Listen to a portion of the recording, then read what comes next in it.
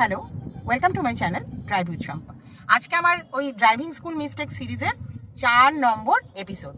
এখানে আমি আপনাদের বলবো 13, 14, 15, 16 অর্থাৎ আরও 4টে মিস্টেক বলুন বা ড্রাইভিং হ্যাবিট বলুন, যেটা আপনারা ড্রাইভিং স্কুল থেকে হয়তো শেখেন কিন্তু সেটা রিয়েল লাইফে অ্যাপ্লিকেবল নয়। আচ্ছা, ভিডিও শুরু করার আগে যথারীতি আমি ডিসক্লেমার দিচ্ছি, কোনো ড্রাইভিং স্কুলের এগেনস্টে নেগেটিভ প্রোপাগান্ডা ক্রিয়েট করা আমার একেবারেই উদ্দেশ্য নয়, এবং আমার নিজের কোনো এরকম অভিসন্ধি নেই যে আমি একটা ড্রাইভিং স্কুল খুলবো, যে কারণে আগে থেকে আমি ফিল্ড তৈরি করছি যে অন্যান্য ড্রাইভিং স্কুলরা ভুলভাল শেখাচ্ছে, আমি ঠিক শেখাবো, আমার কাছে আসুন। এগুলোর কোনোটাই নয়। আমি শুধুমাত্র নতুন ড্রাইভারদের হেল্প করতে চাইছি, যারা কিনা ড্রাইভিং স্কুল থেকে ড্রাইভিং শিখছেন এবং তারপরে রিয়েল লাইফে নিজের গাড়ি নিয়ে ড্রাইভ করতে বেরিয়ে বিভিন্ন সমস্যার সম্মুখীন হচ্ছেন এবং ড্রাইভিং স্কুলে শেখা এক্সপিরিয়েন্সের সঙ্গে রিয়েল লাইফ ড্রাইভিং এর এক্সপিরিয়েন্সকে ম্যাচ করতে পারছেন না, তাদেরকে হেল্প করা। ঠিক আছে, তো চলুন এবার ভিডিওটা শুরু করা যাক। দেখুন, 13 নম্বর যেটা প্রবলেম, যেটা ড্রাইভিং স্কুলে হয়তো শেখায় না বা হয়তো কোনো ড্রাইভিং স্কুলে শেখাতেও পারে, সেটা কমেন্ট করে আপনারা জানাতে পারেন। সেটা হচ্ছে গাড়ি রিভার্স করার সময় কিভাবে গাড়ির মিররগুলোকে সেট করবেন। দেখুন, এই ড্রাইভিং স্কুল সিরিজেরই যেটা ফার্স্ট এপিসোড আছে না, সেখানে আমি গাড়ির মিরর কিভাবে সেট করবেন সেটা দেখিয়েছি। এছাড়াও আমার চ্যানেলে একটা সেপারেট পুরো ভিডিওই রয়েছে গাড়ির মিরর সেট করা নিয়ে, সেগুলো আপনারা গিয়ে দেখে নিতে পারেন। সেটা হচ্ছে গাড়ি যখন সামনে চালাবেন তখন কিভাবে মিরর সেট করবেন। এবার দেখুন, গাড়ি যখন আপনি পেছনে চালাচ্ছেন মানে রিভার্স গিয়ারে চালাচ্ছেন, তখন কিন্তু মিররটাকে একটু অন্যভাবে সেট করতে হবে, এবং এই অন্যভাবে সেট করাটা না জানার কারণে কিন্তু অধিকাংশ নতুন ড্রাইভার দেখবেন রিভার্স করতে ভীষণভাবে কনফিউজ হয়ে যান এবং গাড়ি ঠুকে ফেলেন এবং রিভার্স করতে ভয় পান। মানে রিভার্সটা যেন ওনাদের কাছে একটা প্যানিক হয়ে যায়। সেটা কেন জানেন? একটা সিম্পল ট্রিক, মিররের একটা সিম্পল ট্রিক। দেখুন, যখন আপনারা সামনের দিকে গাড়ি চালাচ্ছেন তখন মিররকে এইভাবে সেট করবেন, এই যে এইভাবে সেট করবেন। আমি অলরেডি দেখিয়ে দিয়েছি যে এই যে গাড়ির যে ফ্রন্ট ডোর হ্যান্ডেল, সেটা আপনার পুরো ওআরভিএম এর একদম ভেতরের দিকে নিচের কর্নারে এসে এইভাবে সেট হবে। অর্থাৎ অর্ধেক মিররে আপনি ওপরটা দেখতে পারবেন এবং অর্ধেক মিররে আপনি রাস্তা দেখতে পারবেন, এবং গাড়ির বডির 10% আপনি দেখতে পাবেন। টোটাল যে 100% মিরর, তার 10%-এ আপনি আপনার গাড়ির বডিটা দেখতে পাবেন। এইভাবেই আপনার ওই লেফট ওআরভিএম কেও সেট করতে হবে, এটা রাইট ওআরভিএম। এটা হচ্ছে সামনে যখন চালাবেন, কিন্তু যখন পেছনে গাড়ি নিয়ে যাবেন তখন কিন্তু এইটা অ্যাপ্লিকেবল হবে না। তখন কি করতে হবে? আপনাকে মিররটাকে না এইভাবে একটু ডাউন করতে হবে এবং একটু গাড়ির দিকে এইভাবে ইনক্লাইন করে দিতে হবে, যাতে মোটামুটি গাড়ির দেখুন 20% থেকে 25% পর্যন্ত আপনি দেখতে পান এবং বাকিটা রাস্তা দেখতে পাচ্ছেন। এবং ওই যে গাড়ির পেছন দিকটা, পেছনের হুইল এবং পেছনের যে আপনার গাড়ির যে বডিটা, সেটা যাতে আপনি ক্লিয়ারলি দেখতে পান এবং রাস্তাটা যাতে ক্লিয়ারলি আপনি দেখতে পান। কারণ আপনাকে তখন যেতে হবে পেছন দিকে, পেছনে তো আপনার চোখ নেই, তখন তো আপনাকে কমপ্লিটলি মিররের ওপরে ডিপেন্ড করতে হবে। তো এইভাবে মিররটা সেট করে নেবেন এবং ওই লেফট ওআরভিএমটাকেও এইভাবেই সেট করে নেবেন, তাহলে দেখবেন রিভার্স করাটা একদম ইজি ট্রিক হয়ে যাবে। মানে এই একটা সিম্পল ট্রিক যদি ড্রাইভিং স্কুলে শিখিয়ে দেয়, তাহলে কিন্তু নতুন ড্রাইভারদের জন্য রিভার্স করাটা অনেক সহজ হয়ে যায়। কিন্তু এটা অধিকাংশ ড্রাইভিং স্কুলে কিন্তু শেখানো হয় না, অন্তত আমি যেখান থেকে ড্রাইভিং শিখেছিলাম সেখান থেকে তো শেখানো হয়নি। আপনাদের ড্রাইভিং স্কুল কি করেছে সেটা অবশ্যই কমেন্ট করে জানাবেন। 14 নম্বর যেটা আপনাদের হয়তো ড্রাইভিং স্কুলে শেখানো হয় না, সেটাও কিন্তু রিভার্স সংক্রান্ত, রিভার্স গিয়ার সংক্রান্ত। যে রিভার্স গিয়ারের সময় আপনার পায়ের কন্ট্রোলটা কি হবে। রিভার্স গিয়ারে কি মানে অ্যাক্সিলারেটর লাগে নাকি শুধু ক্লাচ দিয়েই হয়, ক্লাচটাকেই বা কতটা ছাড়তে হবে, এগুলো কিন্তু আমার মনে হয় না প্রপারলি কোনো ড্রাইভিং স্কুলে শেখায় বলে।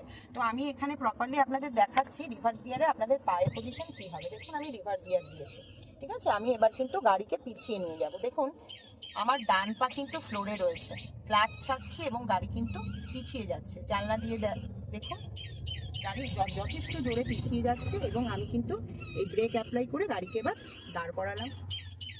আবার যদি আমি পিছোতে চাই, আরও যদি রিভার্স করতে চাই, তাহলে কি করব?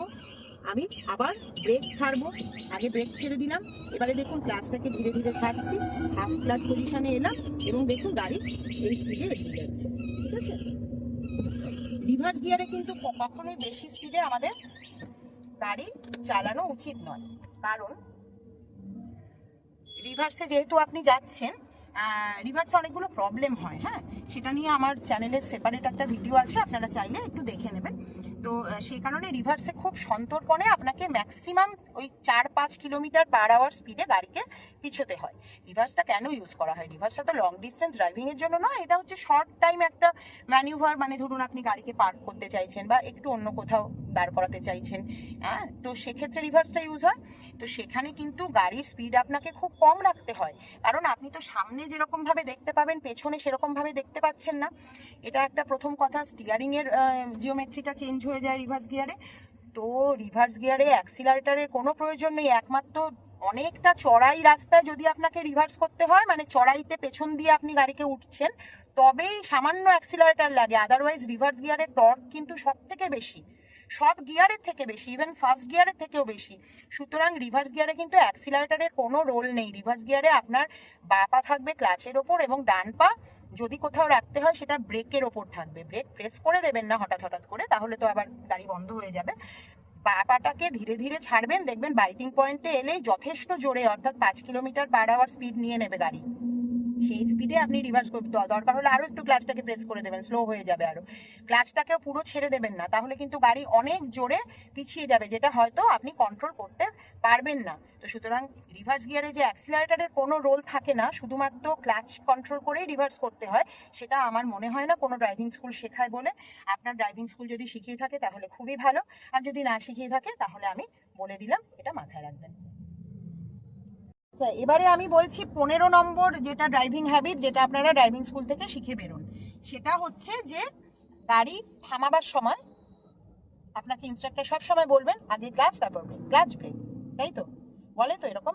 আচ্ছা, এটা কিন্তু নিয়ম নয়। গাড়ি যে কোনো গিয়ারে থাকুক, যে কোনো স্পিডে থাকুক, আগে ব্রেক করতে হয়, তারপরেই ক্লাচ প্রেস করতে হয় থামাবার সময়, ঠিক আছে? তো ক্লাচের কাজ কিন্তু গাড়ি থামানো নয়।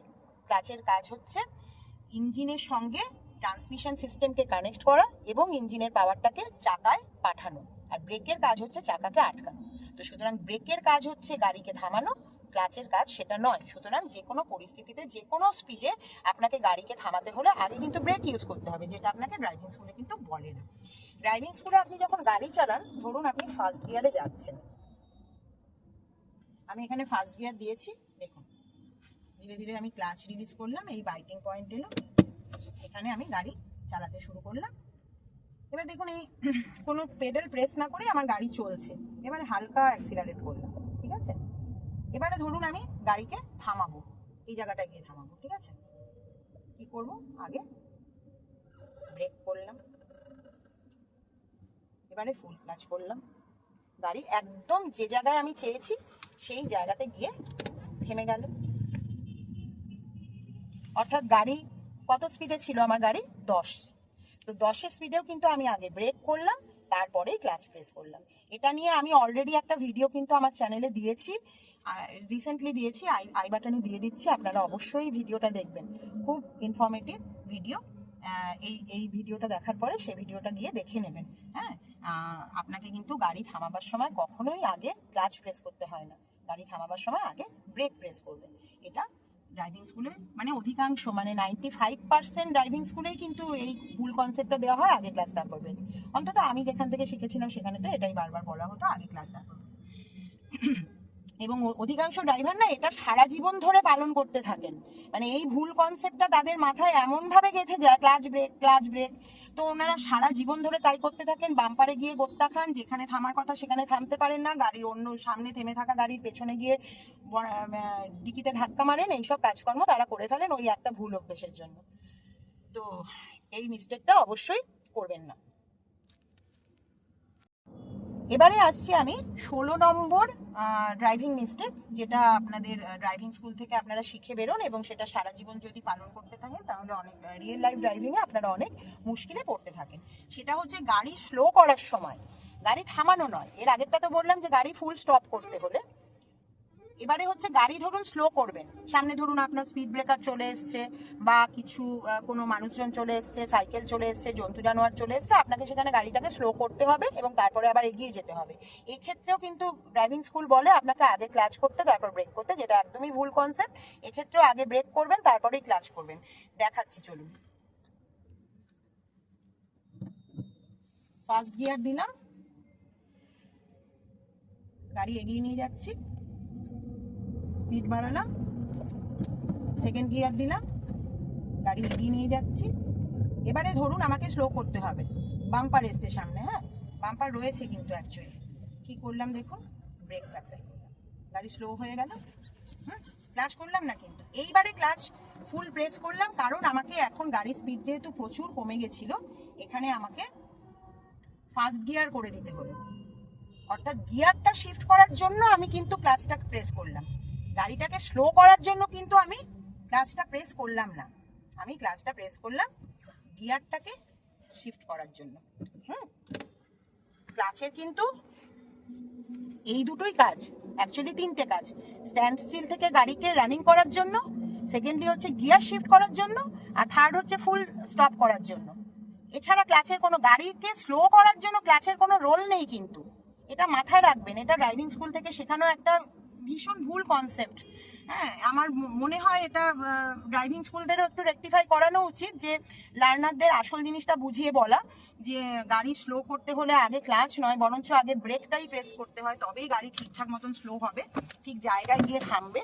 হ্যাঁ, তো যদি আপনার ড্রাইভিং স্কুল সেটা বলে থাকে খুবই ভালো, সেটা অবশ্যই কমেন্টের মাধ্যমে জানাবেন, আর যদি না বলে থাকে তাহলেও কমেন্টের মাধ্যমে জানাবেন, আর আমাকে একটু ধন্যবাদ দেবেন।